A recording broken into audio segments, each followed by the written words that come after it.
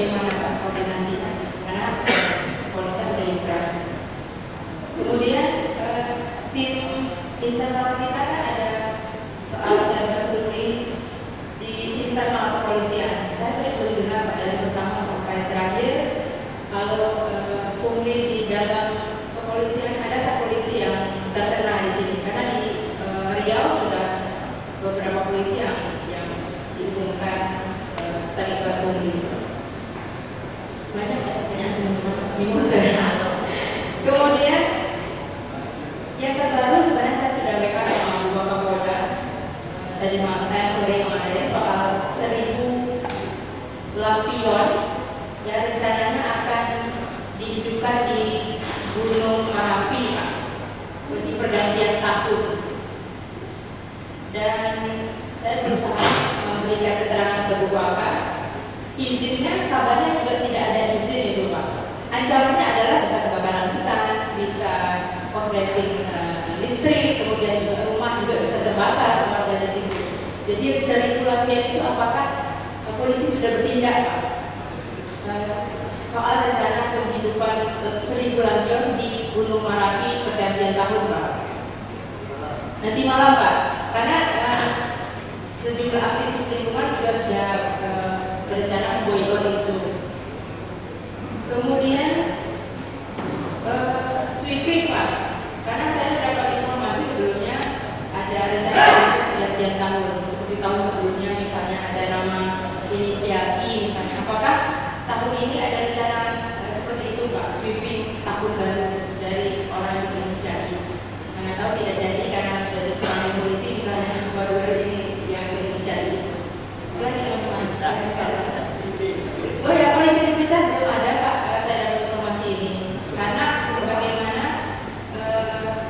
prosesnya di kata narkoba itu apakah dipecat, kemudian yang polisi yang tidak merampok itu apakah di internal polisi mereka dipecat. Itu belum ada saya dari tadi, Pak. Berapa total polisi yang dipecat, Pak, tahun ini? Maaf, ini banyak pertanyaan. Atau itu baru ini bisa sampai jam 5 pagi ini. Saya kasih ya, nanti bisa kalau masuk ini kapan. Tapi ini caranya kita dulu ya. Ya karena jam 2 saya ada acara di SPM. Baik, saya jawab ya. Yang OTT peternakan ini kan masih dalam sidik, artinya kita masih pelaksana lapangan, yaitu salah satu kasihnya kita tangkap dari bencana, terus prosesnya tetap kan gini rekan-rekan. Kemarin jujur saja 2 hari lalu saya baru ditelepon Menteri Pertanian terkait OTT itu. Kebetulan Menteri Pertanian didampingi oleh Danrem dan Wakil Gubernur di bandara. Tentunya saya nggak sampai sedang angkat di telepon. Maka aku lagi ini kalau dia bilang izin Bapak Menteri kami melaksanakan OTT ini adalah masa kebijakan pemerintah, yaitu Perpres 87 tahun 2012, Peraturan Presiden nomor 87 tahun 2015. Kita melaksanakan tentang penggantian. Dan kebetulan yang tetap ini adalah masalah penggunaan masalah vaksin. Karena di situ juga ada peraturan daerah yang dari dasar kita dan ada peraturan gubernur. Peraturan gubernur nomor 55 tahun 2015 dan sebelumnya adalah peraturan daerah provinsi tahun 2011 tentang tarif vaksin yang ada di wilayah Sumatera Barat ini. Nah, dalam kenyataannya memang pelaksanaan lapangan dapat ditemukan adanya penyimpangan penambahan kuota itu bahkan sampai 200% dan sebagainya. Nanti datanya lebih pada gitu. Jadi kami berdasar itu maka awalnya kami taraf ini salah satu kasih, tapi memang tidak terlalu kemungkinan dalam pengembangan kasus ini nanti bisa menjalan ke sana. Gitu. Kayak ini juga rekan-rekan, artinya kebijakan dengan tambahan kuota itu yang kita tahu itu kebijakannya apakah cukup tingkat evaluasi atau bisa merambah sana. Dan kami juga melibatkan inspektorat daerah untuk aktif betul-betul ada nggak kerugian negara terkait masalah ini. Jadi dalam proses ini kan tetap kita kembangkan seperti ini. Nah ini sudah saya jelaskan Pak Menteri juga. Jadi Pak Menteri juga paham bahwa kami tidak mencari kesalahan, kami melaksanakan tugas sesuai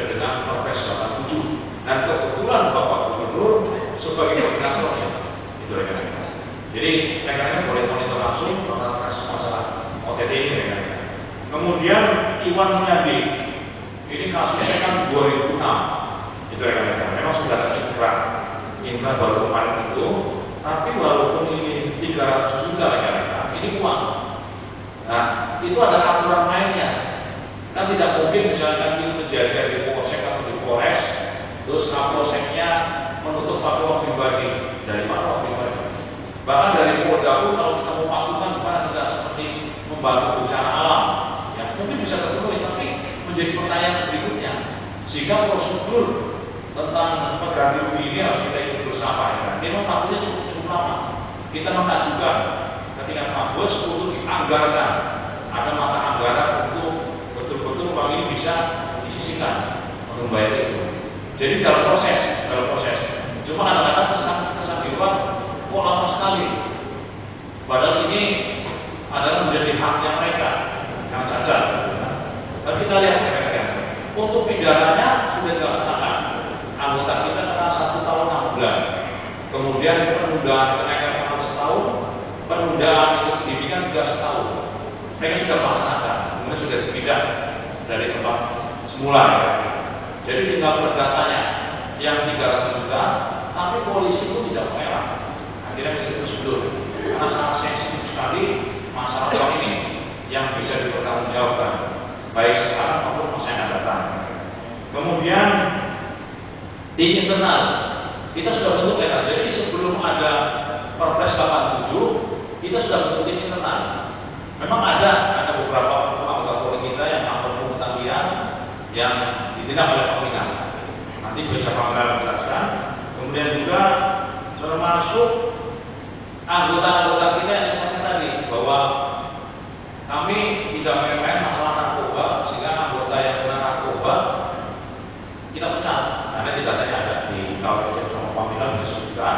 Jadi sudah ada beberapa yang kita pecat. Biasanya kalau sudah narkoba larinya di seksi, mereka tidak masuk 30 hari lebih dan sebagainya. Sehingga ini yang memberatkan mereka harus istilah di PPDH dipecat. Ada mereka. Kemudian sweeping, ya. Sweeping insya Allah tidak ada. Karena nanti kalau ada sweeping kami akan bertindak tegas. Ya, jadi kemarin beberapa pengusaha hotel hiburan malam juga sudah dikumpulkan oleh para Kapolres dan Polresta untuk mereka betul-betul melaksanakan aktivitas seperti biasa dan tidak pernah hukum. Kalaupun ada sweeping, itu menjadi tanggung jawab Polri, karena sweeping ini kan arahnya upaya paksa. Kalau sudah bicara upaya paksa, yang punya kewenangan hanya penyidik, baik penyidik Polri maupun PPNS, penyidik bergerak sipil. Cuma kadang-kadang di Indonesia ada yang pura-pura tidak tahu atau tidak tahu. Karena terkait masalah penangkapan itu tidak semua instansi punya kewenangan itu. Penangkapan, jadi kepala apa saja itu adalah penyidik karena masuk upaya paksa. Kecuali tertangkap tangan, ada diatur di pasal 111 UHAP tertangkap tangan. Artinya ada curanmor, orang teriak pencuri, ditangkap siapapun boleh nangkap, termasuk wartawan. Siapapun, mau wartawan masuk boleh, kewajiban sebagai warga negara. Nah, harus oleh aparat pemegang fungsi keamanan. Itu harus, termasuk satpam harus. Itu tertangkap tangan dan aturannya sesegera mungkin diserahkan kepada pihak kepolisian.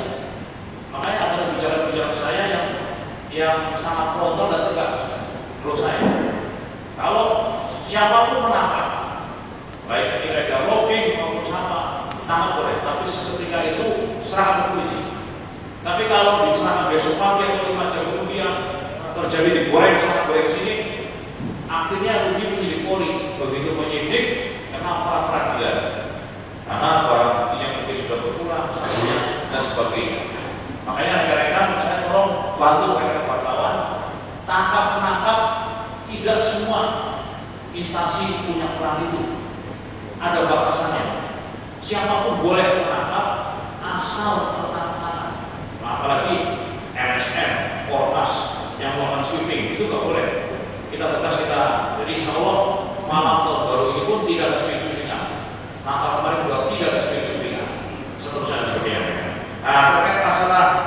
1000 lampion, ya Bu Pak jelaskan. Sambil nanti Bapak untuk siapa yang pecat laporan. Terima kasih waktu ini. Jadi saya langsung aja. Pertama menambahkan tadi Pak Kapolri menyampaikan untuk Tuan Mulyadi. Ternyata itu kan putusan dari pengadilan itu, putusan peninjauan kembali dari pengadilan itu dia baru keluar ke Polri itu Oktober 2016. Nah kemungkinan nanti 2017 kita akan ajukan pengajuan anggaran ke Mabes Polri ke pusat. Insya Allah kalau bisa kita usahakan untuk 2017 yang bersangkutan untuk bisa kita bayar. Yang pertama. Kemudian yang kedua adalah untuk lampion seperti yang disampaikan oleh Lia. Rencananya 18.000 lampion akan dinyalakan, namun demikian 1.000 lampion yang akan dinyalakan di Gunung Merapi sudah kita koordinasikan. Itu ke Gunung Merapi bisa 2 jalur dari Bukit Tinggi dan dari Padang Panjang. Dia pertama-tama sudah minta izin ke Polres Padang Panjang tapi tidak diberi izin. Kemudian dia minta izin kepada Polres Bukit Tinggi, tidak diberi izin juga. Sehingga jalan langkah yang akan diambil oleh Polri untuk jalan menuju ke Merapi sana akan dijaga oleh Polri bahwasanya dia tidak akan sampai ke Gunung Merapi. Jadi untuk lampion demikian, jadi tidak akan diizinkan untuk mereka menghidupkan lampion sebanyak 1.000 rupiah. Demikian sementara. Terima kasih. Masih Bapak, silakan Pak Bapak. Ini jangan mencenangkan siapa yang dipecat anggota Polri selama saya jadi Kapolres kembali. Baik, terima kasih Pak Kapolda. Kami menyampaikan kepada rekan-rekan pers untuk kasus yang di PTDH selama tahun 2016 ini ada 16 kasus ya anggota Polri yang dipecat. Itu terdiri, tadi sudah dijelaskan oleh Bapak Kapolda, 12 yang tidak masuk dinas. Ini penyebabnya hampir rata-rata narkoba.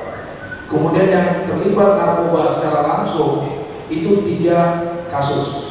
Kemudian 1 kasus kriminal terlibat membeli barang curian.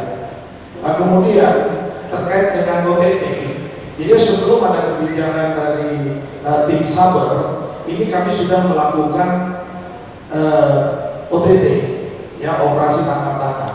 Itu ada 4 anggota Polri yang khusus daerah Polda Sumbar yang kami tangani. Jadi itu sekarang sementara proses. Jadi di luar Saber. Sekian, terima kasih. Baik, rekan-rekan, jadi 16 orang itu ya. Artinya kita tidak main-main melakukan penyimpangan narkoba, akhirnya kita pecat. Mudah-mudahan yang pecat ini jadi baik. Baik, saya kira itu